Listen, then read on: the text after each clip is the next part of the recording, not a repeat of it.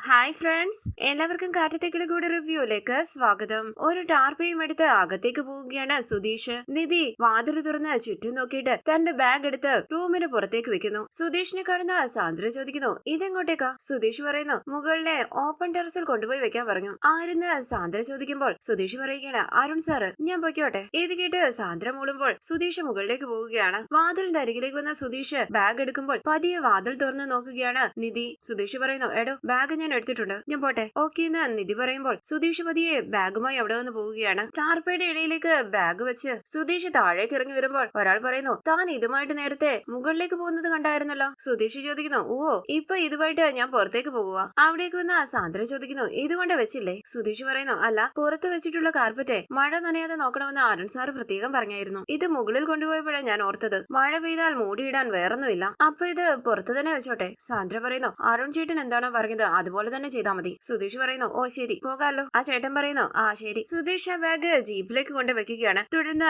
ക്ഷേത്രത്തിൽ നിന്നും എല്ലാവരും മടങ്ങിയെത്തുന്നു. രാജീവ് പറയുന്നു, ഇത്തിരി വൈകിയാലും എല്ലാം ഭംഗിയായിട്ട് നടന്നു അല്ലെ കൃഷ്ണദാസ്? കൃഷ്ണദാസ് പറയുകയാണ്, നമ്മുടെ കുട്ടിയുടെ കാര്യമല്ലേ, ഭംഗിയാകാതിരിക്കുമോ? ഹാളിൽ ഇരിക്കുകയാണ് സാന്ദ്രയും നിധിയും. ഹേമ ചോദിക്കുന്നു, നിനക്ക് കിടക്കാമായിരുന്നില്ലേ മോളെ? നാളെ നേരത്തെ എഴുന്നേൽക്കാനുള്ളതല്ലേ? കഴിച്ചോ മോളെ എന്ന് രാജീവ് ചോദിക്കുമ്പോൾ സാന്ദ്ര പറയുകയാണ്, ഞാൻ വിളിച്ചതാ. ഇന്നത്തെ ദിവസം അച്ഛന്റെ അമ്മയുടെയും കൂടെ ഇരുന്ന് കഴിക്കണമെന്ന് പറഞ്ഞു. നിധിയുടെ അരികിലേക്ക് ചെന്ന് രാജീവ് ചോദിക്കുന്നു, അച്ഛൻ മോളെ വേദനിപ്പിച്ചത് കൊണ്ടാണോ? അമ്പലത്തിൽ നിന്ന് ഞങ്ങൾ സൂര്യയുടെ വീട്ടിലേക്ക് പോയി. അവിടുന്ന് കഴിച്ചിട്ടേ പോകാമെന്ന് അവർക്ക് ഒരേ നിർബന്ധം. പിന്നെ ഞങ്ങൾ അവിടുന്ന് കഴിച്ചു. ഹേമ പറയുന്നു, നിന്റെ പെരുമാറ്റം കൊണ്ട് അവൻ എന്തെങ്കിലും വിഷമമോ ദേഷ്യമോ ഉണ്ടായി കാണുമോ എന്നായിരുന്നു ഞങ്ങളുടെ സംശയം. പാവം, എന്തൊരു തങ്കപ്പെട്ട പയ്യനാ.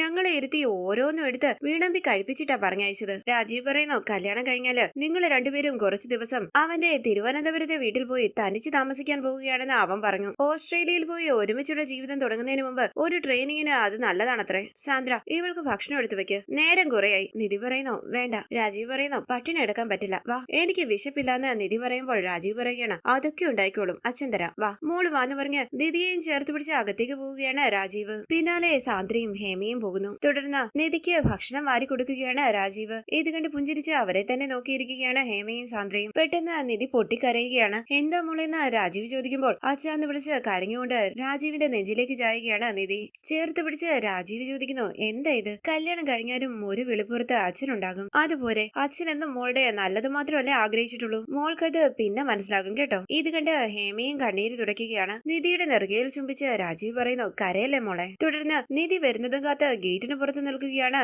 സുധീഷ്. നിധിയുടെ ഫോണിലേക്ക് വിളിച്ച് സുധീഷ് പറയുന്നു, എടോ, ഞാൻ റെഡിയാണ് കേട്ടോ, എല്ലാവരും ഉറങ്ങിന്ന് ഉറപ്പായാൽ ഇറങ്ങിക്കോ. പിന്നെ പുറത്ത് വന്നിട്ട് എനിക്കൊരു മിസ് കോൾ തന്നാ മതി, ഞാൻ വന്നോളാം. ഓക്കെ. പിന്നെ ഇറങ്ങുന്നതിന് മുമ്പ് CCTV ഓഫ് ചെയ്തേക്കണേ, അത് മറക്കരുത്. ഇത് കേട്ട് ശരിയെന്ന് നിധി പറയുമ്പോൾ ഫോൺ കട്ട് ചെയ്ത് സുധീഷ് പറയുന്നു, ഭഗവാനെ കൂടെ നിന്നേക്കണേ. CCTV ഓഫ് ചെയ്തതിനു ശേഷം രാജീവിന്റെയും ഹേമയുടെയും റൂമിന്റെ അരികിലേക്ക് ചെന്ന് പതിയെ വാതിൽ തുറന്ന് കണ്ണു നിറഞ്ഞ് ഉറങ്ങിക്കിടക്കുന്നവരെ നോക്കുകയാണ് നിധി. നിധി ഓർക്കുന്നു, രാജീവ് തനിക്ക് ഭക്ഷണം വരുത്തുന്നത്. തുടർന്ന് റൂമിലേക്ക് ചെന്ന നിധി ഫാമിലി ഫോട്ടോ എടുത്ത് നോക്കുകയാണ്. ശേഷം നിധി ഒരു കത്തെഴുതുന്നു, പ്രിയപ്പെട്ട അച്ഛനും അമ്മയ്ക്കും, എനിക്ക് ഈ കല്യാണം വേണ്ട. ഞാൻ എത്ര പറഞ്ഞിട്ടും നിങ്ങൾക്കത് മനസ്സിലാകുന്നില്ലല്ലോ. ഇനി ഇവിടെ നിന്നാൽ നിങ്ങൾ എന്നെ ബലമായി അയാളെ കൊണ്ട് കെട്ടിക്കും. അതുകൊണ്ട് ഞാൻ പോകുന്നു, എന്നെ ആരും അന്വേഷിക്കണ്ട. തുടർന്ന് വീടിന് പുറത്തേക്ക് ഇറങ്ങിയ നിധി കരഞ്ഞുകൊണ്ട് വീട്ടിലേക്ക് നോക്കുകയാണ്. നിഹാരികയും ഹേമയുമായുള്ള സന്തോഷകരമായ നിമിഷങ്ങൾ ഓർത്ത് നിധി കണ്ണീര് തുടച്ച് അവിടെ നിന്ന് പോകുന്നു. ഗേറ്റിന് പുറത്തേക്ക് ഇറങ്ങിയ നിധി ഓർക്കുകയാണ്, തനിക്ക് പനി ഉണ്ടായിരുന്നപ്പോൾ രാജീവും ഹേമയും തന്നെ പരിചരിച്ചത്. കരഞ്ഞുകൊണ്ട് നിൽക്കുന്ന നിധിയുടെ അരികിലേക്ക് വന്ന് സുധീഷ് ചോദിക്കുന്നു,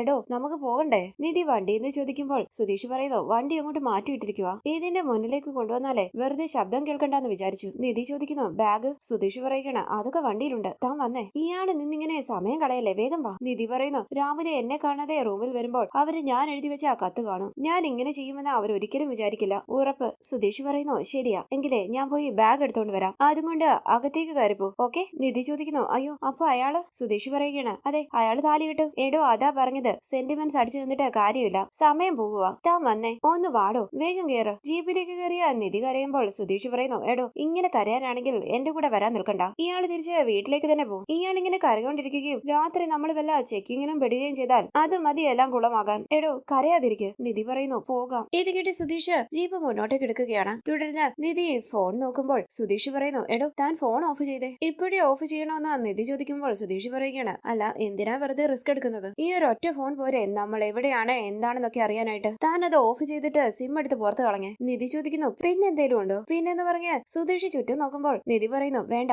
എന്റെ പേഴ്സിലുണ്ടാകും. ഉണ്ടാകും. നോക്കട്ടെ തന്നേന്ന് പറഞ്ഞ് നിധിയുടെ ഫോൺ വാങ്ങുകയാണ് സുധീഷ്. ഈ സമയം നിധിയുടെ ഫോണിലേക്ക് വിളിക്കുകയാണ് സൂര്യ. ടെൻഷനോടുകൂടി സുധീഷ് പറയുന്നു, ഫോണിൽ ആ കങ്കാരി വിളിക്കുക. ഈ നേരത്തെ എന്തിനാണാവോ കിടന്ന് വിളിക്കുന്നത്? ഓഫ് ചെയ്താലോ? നിധി പറയുന്നു, വേണ്ട, അവസാനമായിട്ട് എനിക്ക് അവനോടൊന്ന് സംസാരിക്കണം. അയ്യോ അതൊന്നും വേണ്ടാന്ന് സുധീഷ് പറയുമ്പോൾ നിധി പറയുകയാണ്, വേണം. അവൻ എന്താ വിചാരിച്ചത്? അവൻ തീരുമാനിച്ചതുപോലെ ഞാൻ നടക്കണമെന്ന് അല്ലേ? അവന് വെച്ചുണ്ടാക്കണം, അവന് വിളമ്പി കൊടുക്കണം, അവന്റെ കുഞ്ഞുങ്ങളെ പ്രസവിക്കണം. കൂട്ടുകാരുടെ മുമ്പിലെ അവന് പ്രൗഡ് കാണിക്കാൻ വേണ്ടി മാത്രം മതി എന്റെ സർട്ടിഫിക്കറ്റ്സ് അല്ലേ? ഇങ്ങി തന്നേ ഫോണ്. എടോ അത് വേണ്ടെന്ന് സുധീഷ് പറയുമ്പോൾ നിധി പറയുകയാണ്, ഫോൺ ഇങ്ങി തരാൻ. അങ്ങനെ നിധി ഫോൺ പിടിച്ചു വാങ്ങുമ്പോൾ റിങ് നിൽക്കുകയാണ്. സുധീഷ് പറയുന്നു, നിന്നു. നിധി പറയുന്നു, അങ്ങനെ അവൻ നിർത്താനൊന്നും പോകുന്നില്ല. അല്ലെങ്കിൽ കണ്ടോ. സൂര്യ വീണ്ടും നിധിയുടെ ഫോണിലേക്ക് വിളിക്കുകയാണ്. നിധി പറയുന്നു, മണി 1:30 ഈ സമയത്ത് എന്ത് കിറുക്കിലാണ് അവൻ ഫോൺ ചെയ്യുന്നതെന്ന് എനിക്കൊന്നറിയണം. അങ്ങനെ നിധി ഫോൺ അറ്റൻഡ് ചെയ്യാനായി തുടങ്ങുമ്പോൾ സുധീഷ് പറയുന്നു, അയ്യോ എടുക്കല്ലേ. ഫോൺ അറ്റൻഡ് ചെയ്ത് നിധി ഹലോ എന്ന് പറയുമ്പോൾ സന്തോഷത്തോടു കൂടി സൂര്യ ചോദിക്കുന്നു, നിധി ഉറങ്ങിയോ? നിധി ചോദിക്കുകയാണ്, ഉറങ്ങി കിടക്കുന്നവരാരെങ്കിലും ഫോൺ എടുക്കുമോടാ വിട്ടി? താൻ എന്തൊരു പിരിവട്ടാടോ? ഒന്ന് പതിരെ സൂര്യ പറയുന്നു, എക്സ്ക്യൂസ് മീ. അപ്പോൾ നിധി പറയുകയാണ്, താനിക്ക് ഇനി ഒരു എക്സ്ക്യൂസും ഇല്ല. താൻ ആരാടോ? താൻ വിളിക്കുമ്പോഴൊക്കെ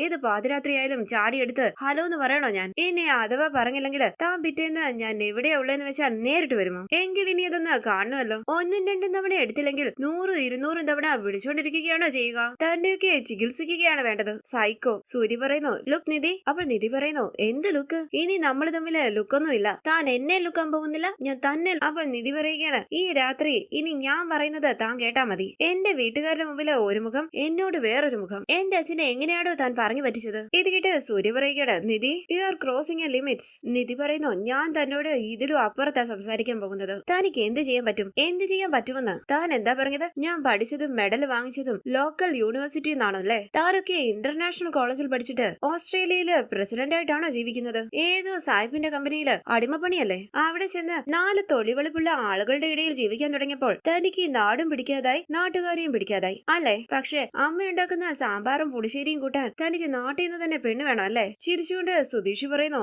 അത് കലക്കി. ഇത് കേട്ട് ഞെട്ടി നിധി പതിയെ ചോദിക്കുന്നു, എന്താ ഈ കാണിച്ചത്? സുധീഷ് സോറി എന്ന് പറയുമ്പോൾ സംശയത്തോടു കൂടി സൂര്യ ചോദിക്കുന്നു, നീ ഇപ്പൊ എവിടെയാ? നിധി നീ പുറത്താണോ? നീ വീടിന് പുറത്താണോ? പറ. നിധി പറയുന്നു, അതെ ഞാൻ വീടിന് പുറത്താ. തനിക്ക് എന്ത് വേണം? സൂര്യ ചോദിക്കുന്നു, പറ നീ ഇപ്പൊ എന്തിനാ വീടിന് പുറത്തിറങ്ങിയത്? നിധി ചോദിക്കുന്നു, അത് ചോദിക്കാൻ താൻ ആരാടോ? സുധീഷ് പറയുന്നു, മതി. അപ്പോൾ നിധി പറയുകയാണ്, ഞാൻ എനിക്ക് ഇഷ്ടമുള്ള സമയത്താ പുറത്തു പോകും, എനിക്ക് ഇഷ്ടമുള്ളത് ചെയ്യും. താൻ ആരാ ചോദിക്കാൻ? പറ. സുധീഷ് പതിയെ പറയുന്നു, എടോ മതി നിർത്ത്. ഭ്രാന്ത് പിടിച്ചതുപോലെ സൂര്യ പറയുന്നു, നിധി ഞാൻ പറയുന്നത് കേൾക്ക്. നിധി ചോദിക്കുന്നു, എന്തിന്? നാളെ എന്നെ കെട്ടാൻ പോകുന്ന ആളാണെന്ന് വിചാരിച്ചിട്ടാണോ? അത് താനങ്ങ് മനസ്സിൽ വെച്ചാ മതി. എനിക്ക് ജീവൻ ഉണ്ടെങ്കിൽ അത് നടക്കില്ല. തന്നെയൊക്കെ കെട്ടുന്നതിലും ഭേദമേ വല്ല പൊട്ടക്കുളത്തിലും ചാടി ആത്മഹത്യ ചെയ്യുന്നതാടോ? സുധീഷ് പറയുന്നു, ഓ നശിപ്പിക്കും. ഒന്ന് ഫോൺ വെക്ക്. ഫോൺ വെക്കടാന്ന് പറഞ്ഞ നിധി കോള് കട്ട് ചെയ്യുകയാണ്. ഹലോ എന്ന് പറഞ്ഞ ഭ്രാന്ത് പിടിച്ചതുപോലെ നിൽക്കുകയാണ് സൂര്യ. ജീപ്പ് നിർത്തി സുധീഷ് പറയുന്നു, പെട്ടെന്ന് ഫോൺ ഓഫ് ചെയ്ത് ആ സിമ്മിങ് എടുത്തേ. വെറുതെ അയാളോട് ഫോണിൽ സംസാരിച്ച് കട്ട് ചെയ്താൽ മതിയായിരുന്നു. നിധി പറയുന്നു, അയാളോട് 4 വർത്താനം പറഞ്ഞപ്പോൾ മനസ്സിനൊരു ആശ്വാസമായി. എത്രയോ നാളുകളായി കൊണ്ടു നടക്കുന്നതാണെന്ന് അറിയുമോ? സുധീഷ് ചോദിക്കുന്നു, എടോ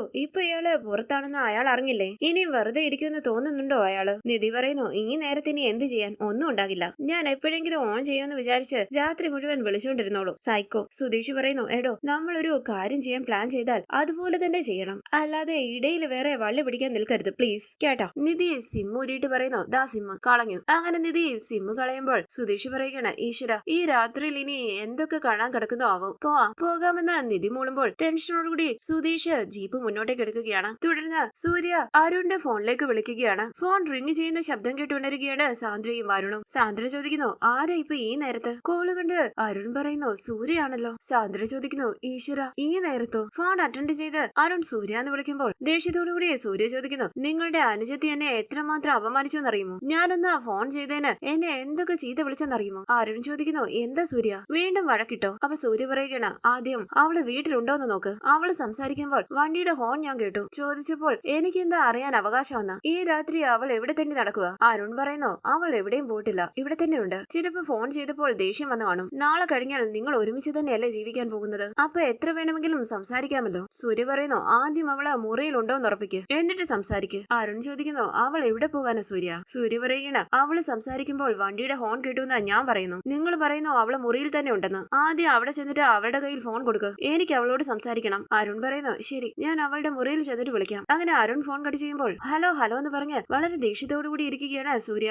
സാന്ദ്ര പറയുകയാണ്, ഈ മനുഷ്യൻ രാത്രി വീട്ടിൽ ആരെ ഉറങ്ങാൻ സമ്മതിക്കില്ലേ? അരുൺ പറയുന്നു, നീ മെല്ലെ സംസാരിക്കുക, മോൾ ഉണരണ്ട. സാന്ദ്ര പറയുകയാണ്, ഇതാ ഞാൻ നിങ്ങളോട് ആദ്യം പറഞ്ഞത്, അപ്പൊ നിങ്ങൾക്കും കേൾക്കാൻ വയ്യ. നീതി ആകെ പേടിച്ചിരിക്കുക. ഇവിടെയോ തെണ്ടി ചുറ്റി നടക്കുന്നുവെന്നാ സൂര്യ വിളിച്ചപ്പോൾ പറഞ്ഞത്. ഫോണിലൂടെ അയാൾ വണ്ടിയുടെ ഹോൺ കേട്ടുന്ന്. അവളെ കുറിച്ച് അങ്ങനെ പറയാൻ ഒരാളെ അനുവദിക്കാൻ പാടില്ലല്ലോ. ഞാനിപ്പോ വരാം, ഞാനും വരാന്ന് പറഞ്ഞ് അരുണിന്റെ ഒപ്പം നിധിയുടെ റൂമിലേക്ക് പോവുകയാണ് സാന്ദ്ര. റൂമിലേക്ക് വന്ന അവർ നിധിന്ന് വിളിച്ച് ലൈറ്റ് ഇടുകയാണ്. അവിടെയെങ്കും നിധിയെ കാണാത്തത് കൊണ്ട് അരുൺ പറയുന്നു, നീ പോയ വാഷ്റൂമിൽ നോക്കി. സൂര്യ നിധിയുടെ ഫോണിലേക്ക് വിളിച്ചുകൊണ്ടേ ഇരിക്കുകയാണ്. വാഷ്റൂമിൽ നോക്കിയിട്ട് വന്ന സാന്ദ്ര പറയുന്നു, ഇവിടെ ഇല്ല. ഇത് കേട്ട് ടെൻഷനോട് കൂടി അച്ഛാന്ന് വിളിച്ച് റൂമിൽ നിന്നും ഓടിപ്പോവുകയാണ് അരുൺ. പെട്ടെന്ന് സാന്ദ്ര കാണുകയാണ് അവിടെ ഇരിക്കുന്ന കത്ത്. സാന്ദ്ര കത്തെടുത്ത് വായിച്ചു നോക്കുമ്പോൾ രാജീവിന്റെയും ഹേമയുടെയും റൂമിന്റെ അരികിലേക്ക് ചെന്ന് ടെൻഷനോട് കൂടി അച്ഛാന്ന് വിളിച്ച് വാതിലിൽ തട്ടുകയാണ് അരുൺ. സുധീഷും നിധിയും യാത്ര തുടരുന്നു. ഭ്രാന്തെടുത്തതുപോലെ സൂര്യ നിധിയുടെ ഫോണിലേക്ക് തന്നെ വിളിച്ചുകൊണ്ടിരിക്കുകയാണ്. അങ്ങനെ ഇന്നത്തെ എപ്പിസോഡ് അവസാനിച്ചു. ഇനി അടുത്ത എപ്പിസോഡ് പ്രൊമോ റിവ്യൂ. സുധീഷ് നിധിയോട് പറയുന്നു, അവന്റെ കയ്യിൽ നിന്ന് ഇയാളെ രക്ഷിക്കാന് ജീവൻ പണയം വെച്ചിട്ടാ ഞാൻ ഇരിക്കുന്നത്.